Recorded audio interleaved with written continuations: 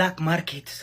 مالتيو يقبلك بسلام بوغيرو ادنزيزو مالتيو موال زمن كاي ودا مالتيو ابز عالم ذكرك بزيك النجر انتلو فلتت تمرتي كدحنا كزخل كم ادغي كتسرح بقى كاب ادغنت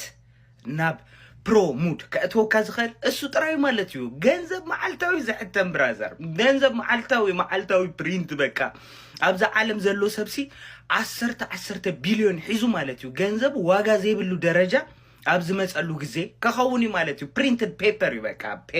بقى ماني بزعبا ماني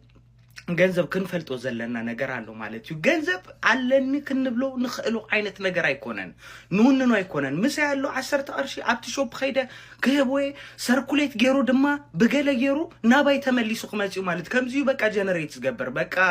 ክዳን ወይ ክትገዛ ከለኻ ሽኡ ሰዓት ገለ ስከድ ከፀጉራህ ተወራጽ ወይ ድማ አብ ገለ ዲስ ኢዝ ማኒ ማለት እዩ እቲ ኮር ዝኾነ ካፒታል ግን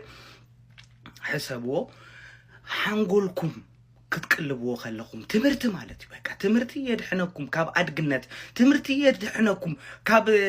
ምልማን ሰብ ማለት እዩ I know a lot of people they got a cash but they don't know በቃ ገንዘብ አለው ግን ምንም ነገር የለን ካለ በቃ ንኹሉ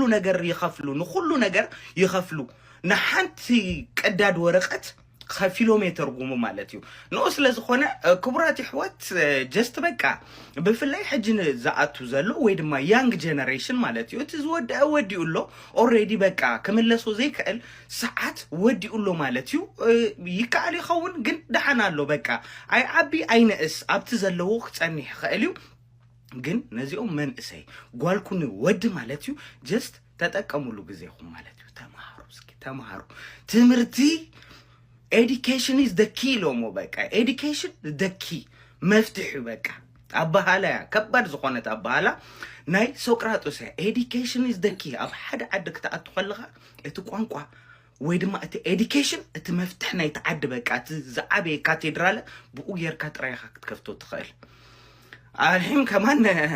አባአለ ዩኬ ማለት እዩ ክንደይ ተወዳደርቲ ኣብ ዘለዎ ካልኣይ ደረጃ ንምዃን ንባዕሉሲ